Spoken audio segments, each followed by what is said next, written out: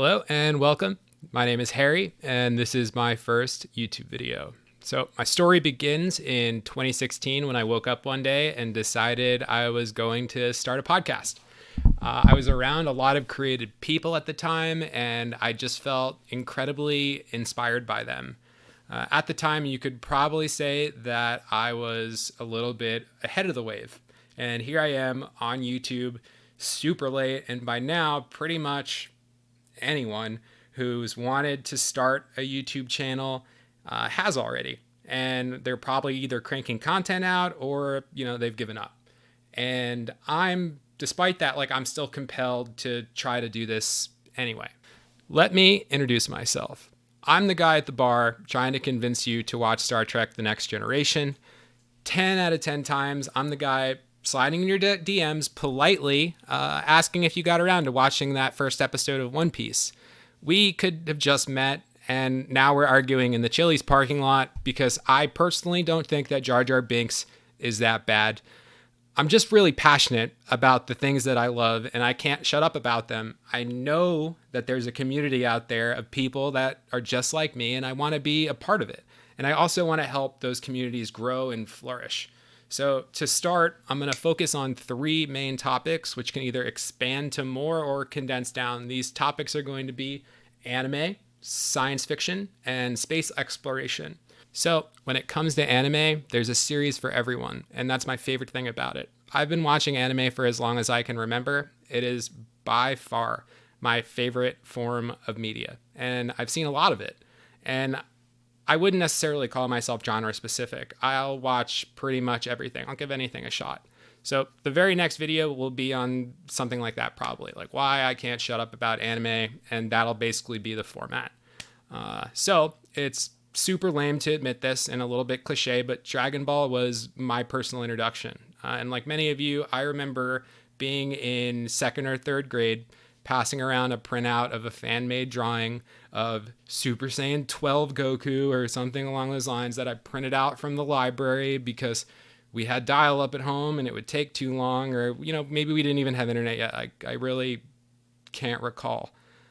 But back in the early 2000s, there was no Crunchyroll or Funimation. We'd have to wait until they were released on DVD or VHS, and I can say with certainty that those were the dark ages of anime.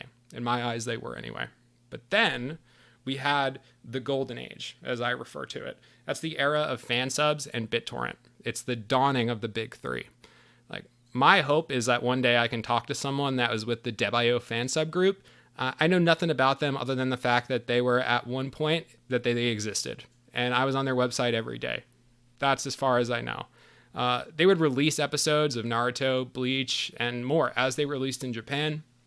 And then they would translate them and subtitle the RAWs and offer them for free. They were huge trolls, but what they did was really altruistic and at the end of the day, and it catapulted me into being the anime fan weeb that I am now.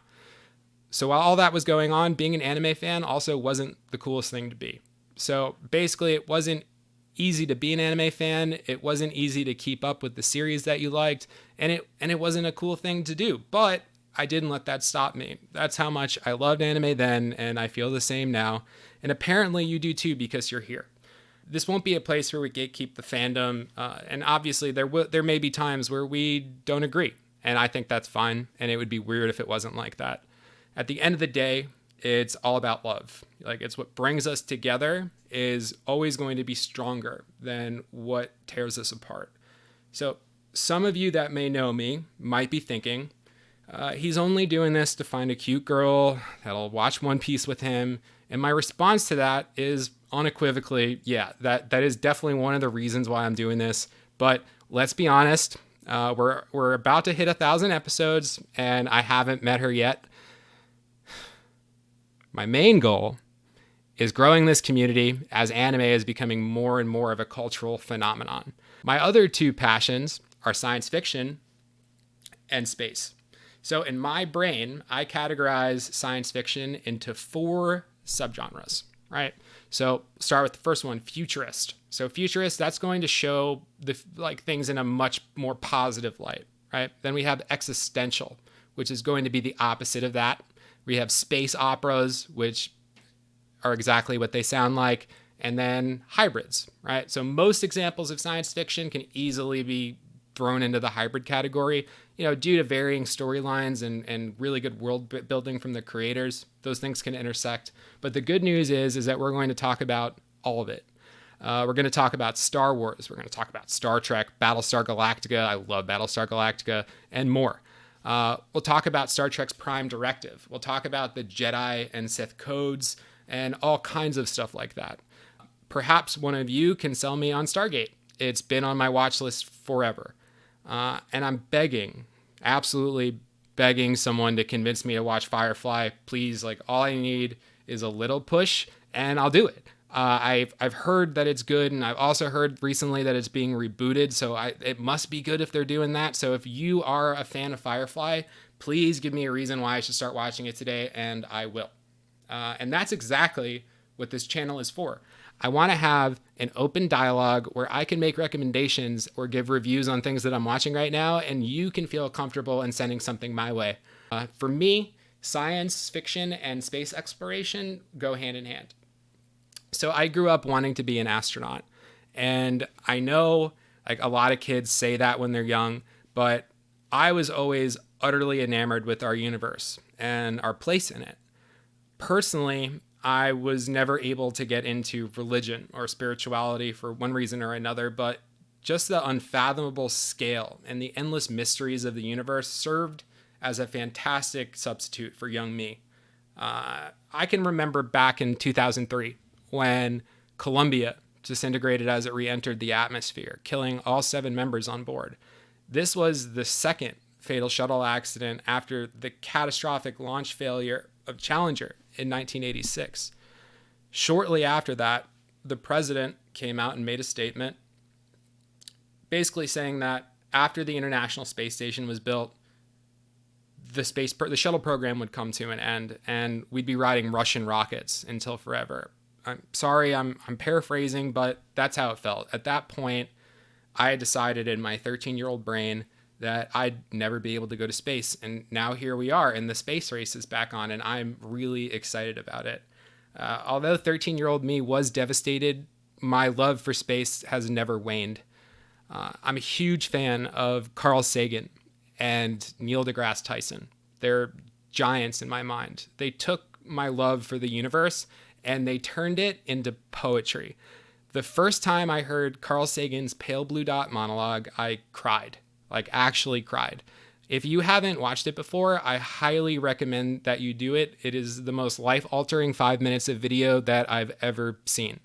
One of my first tattoos is a Sagan quote on the inside of my arm. We began as wanderers and we are wanderers still. So basically what that's saying is exploration is in our nature.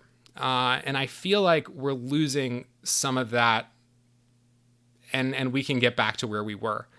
Space is still the final frontier, and we are standing together on the shores of the cosmic ocean.